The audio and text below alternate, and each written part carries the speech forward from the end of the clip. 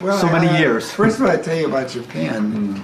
You know, before I went to Japan, I had about 1 year when I knew I would likely go there. So at that time, there were not many good social science studies. So I tried to read all different disciplines. I read history, economics, political science, tried to get a broad background. And then I tried to find some particular study where I could go deeper. I'm not a historian. My PhD thesis was on families of Irish American, Italian American, old American families, and emotionally disturbed children. So when I started out in Japan, I first started to study mental health of children. But then one day, one of my Japanese families said, you know, there's a difference between salarymen and other families. And that lit up a light. That's really interesting. It's a sort of openness to the big ideas. The new middle class did not mean they just got rich. It meant that the structure of those families' life when they worked for a big organization was very different from the independent business people. So as a whole structure became a new topic. So on the way to Japan, I visited, my wife and I had never traveled abroad. So we wanted to see the world. So in those days you could get an airplane ticket and stop in every country. And when I went to England, this is 1958, there were still many rubbles on the street from World War II bombing. And Japan was already cleaned up. It was very poor. Even the main streets of Tokyo, to me, were like alleys. But they were working very hard. I knew some of the facts, but I never thought about what's the big picture. I think the big picture is going from a structure where you had clans in Japan to a broader administrative structure that transitioned from an organization of clans working together to a broader administrative state that has its own structure and ideology and so forth. And once I could see that broader perspective, a lot of the details fell in place. So that was my first book that ended New Middle Class. And then from 1960 until 75, I did not spend, I went every year, but not do it for a long time. 75 to 76, I went back for a whole year. When I was there, I realized, whoa, Japan is really coming up. And it has the potential for having much bigger impact on the world. And I'll give you an example of one country, and I think it was Peru. I talked to a local guy who he started out as the dealer for Japanese motorbike. He was so amazed at how rational the Japanese were, how hard they worked, and how they maintained quality, that he learned how to do modern quality, and he influenced some other people. That's when I began writing Japan as #1. So maybe I hadn't thought about it this way. If I say, what's my pattern of picking a big thing? It's I start from, you know, what is interesting, and then I say, oh, here's a big picture, and it's a kind of a new thing. I guess that maybe is my secret, that I keep thinking intellectually, and then I say, what is the big picture, and how does it fit together? What's really important is happening, and I suddenly hit on that, and that I think the big books I wrote, Japan is #1, and Dung really came from that. Yeah. And I'm so curious how to keep your, energy, keep your ambition. Still try to engage something big. So, what's the motivation? Well, I'm not very happy in the United States what happened to political science and sociology. In the last 20, 30 years, they want to be scientific, and they can use new quantitative measures. Get a sample of 5,000, and this is correlated to this. But from my point of view, they don't do enough to see what is the context and what is the social background? What is the history? So the kind of research that I like, where you really get to know people and see historical context and see broad context, is not so popular. The other thing is universities now have become too bureaucratic. We have so many problems with females, how you handle females, and how you handle blacks and transgender. So the dean, instead of thinking just scholarly, spends so much time worrying about social issues, which are important, but from trying to build the intellectual vitality, their mind is so busy with so many different things like this. So, of course, in the whole world, I would say one of the fundamental differences, people become so detailed. They do not see the big picture. There's so many talented people lost their confidence about civilization. 那么回到我们这本书，没有一个另外专家比他会更有资格写这本书。他两个 area 什么？一个是日本，一个是中国。一般的 area specialist 很难说是 cover 两个，你是 cover 两个的，对。我现在应该感谢我的老朋友 Ambrose， 我们开始认识了，我们是无名的学者。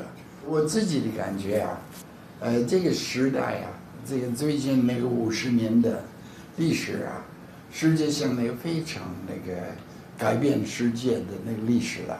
我们的运气非常好，看到这么大的变化，所以能学习，有机会学习。我觉得一个学者之道，也可以说学者之道，对，应该把实事求是，应该把客观的分析，写实际的情况，让人多了解，那是我们的工作的目标，这也是我的责任。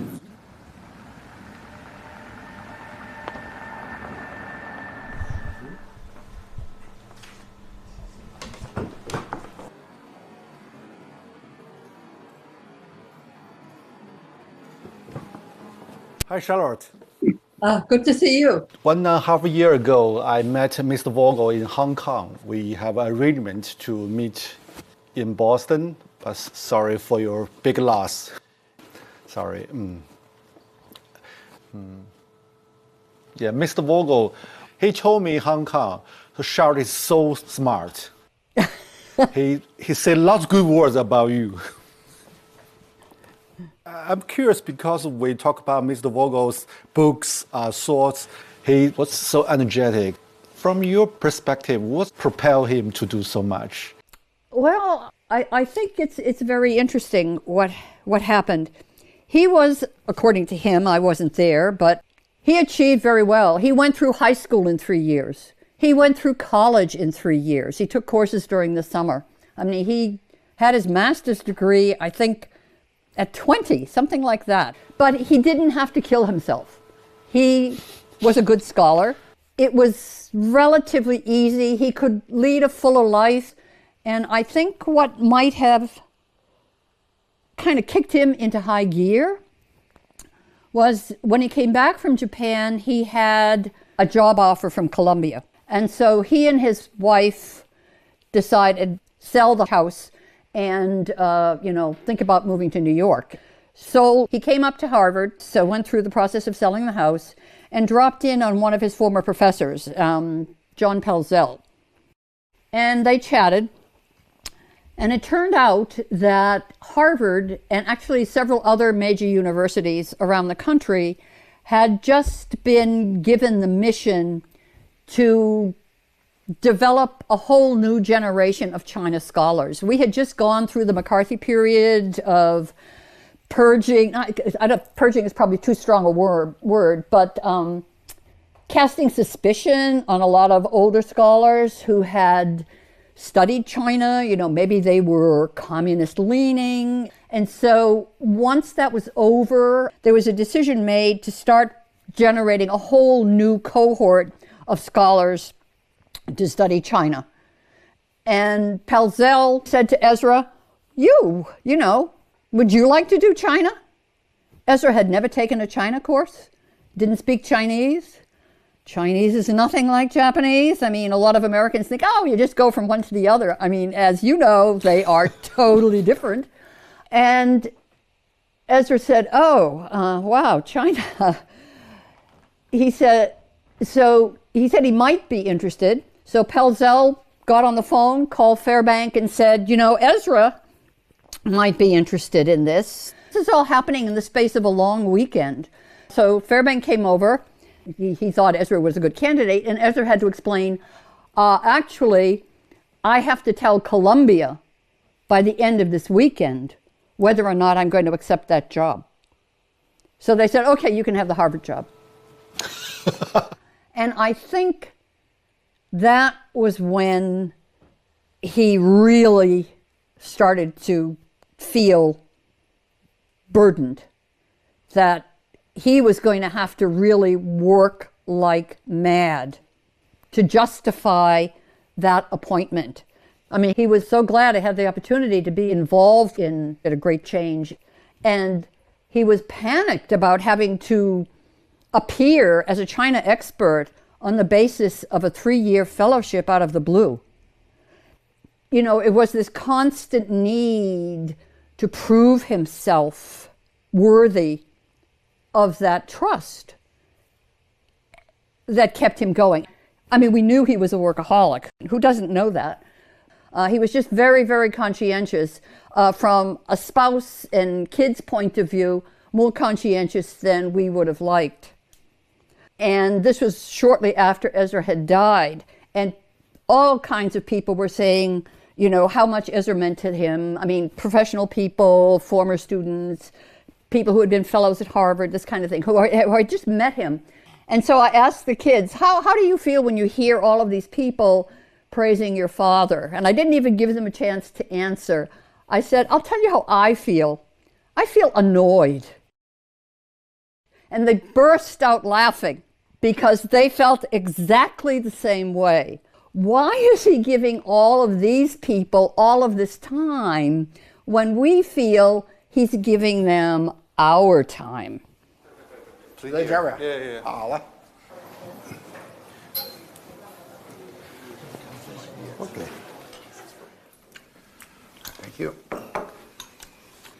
Do you visit Japan often, or do you? Often. You do. Yeah. Whereabouts in Japan do you go?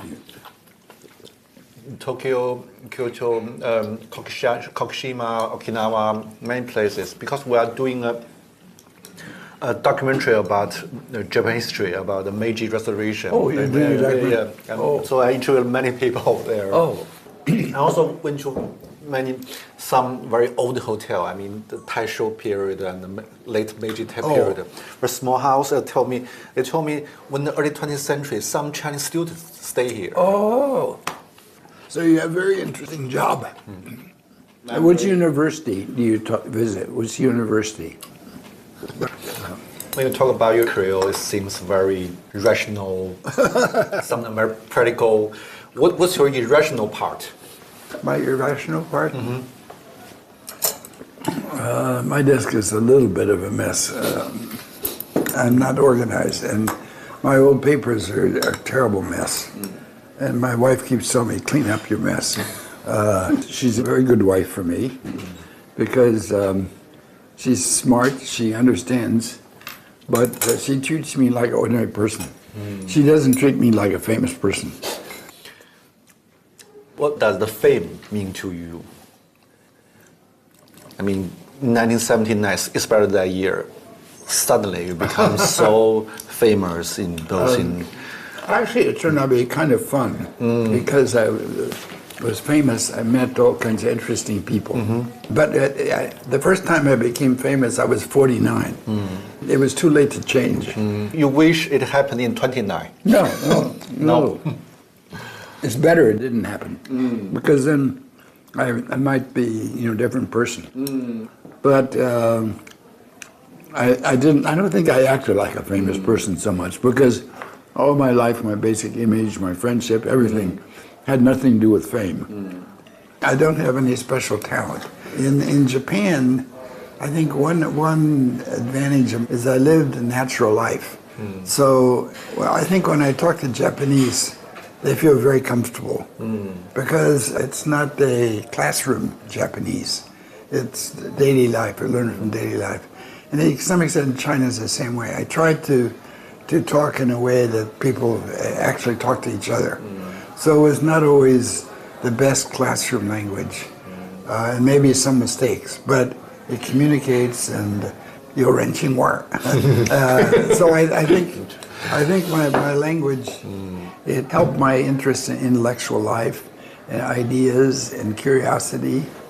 For example, I would be with a bunch of Japanese men in the evening at a bar. こういうこと考えるかなと。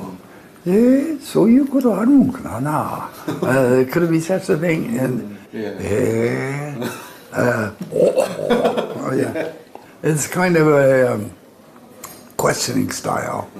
And in a way it's more modest.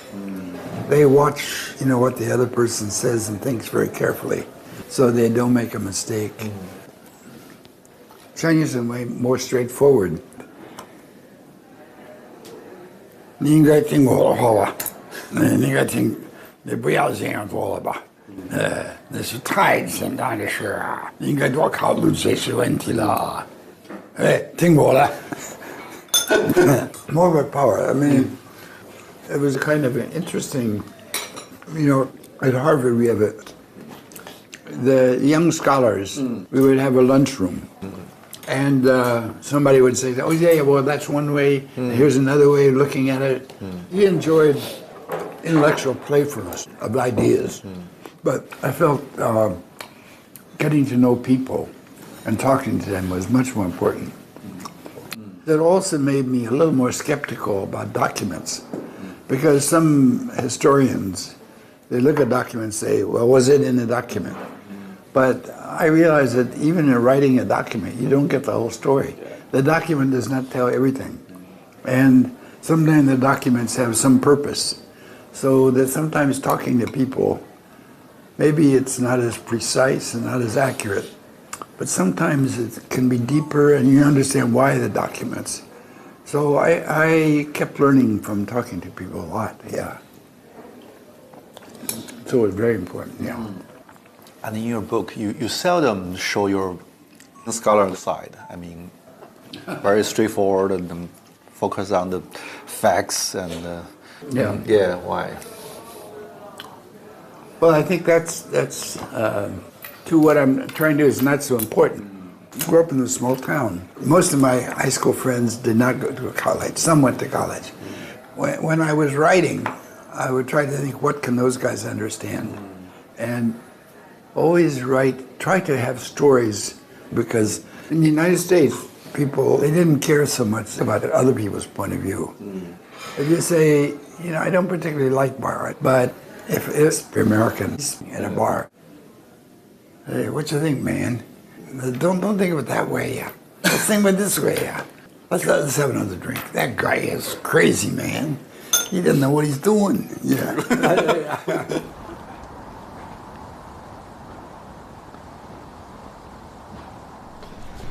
哎，对，当时是在这儿吗？我放。没上班，为什么带人喜欢锁门呢？真是不明白。傅高义先生来的时候，办公室应该是在这个吗？哦，这是傅高义住的地方。那我们去网球场那边走走呗。对对对。傅先生讲他住的那个楼的特征，大概就是这一片。这里。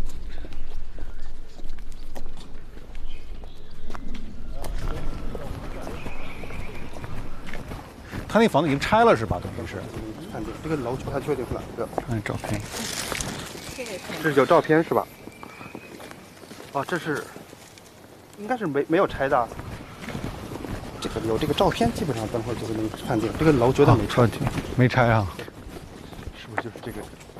有可能是不是这个呀？真有可能，好像就是吧？感觉有点像。这个是有前面的门廊的吗？就是好像。So what's your first impression on Guangzhou? I mean, in 1980, you went to Guangzhou together. Yes, that was part of a Harvard alumni tour, which, believe it or not, was doubling as our honeymoon. We had gotten married only a month earlier, and he thought this would be so exciting. We could spend our honeymoon in China, but it seemed very tense. We just felt that people were very nervous around foreigners. I mean, we were Americans. We had only recently established diplomatic relations. So I just think, nobody quite knew how friendly they should be.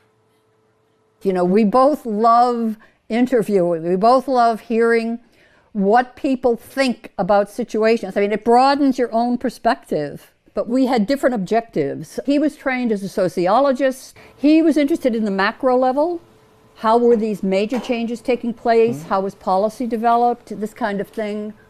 I'm an anthropologist. My primary data source is the ordinary person. What is their take on what's going on? And so in a way, we were able to integrate. He would, in the evening, he could say, wow, I interviewed, Vice Governor so-and-so or the head of Bureau so-and-so, and they said blah, blah, blah, blah. And then I'd say, oh, well, I interviewed these 3 families, but people were very nervous.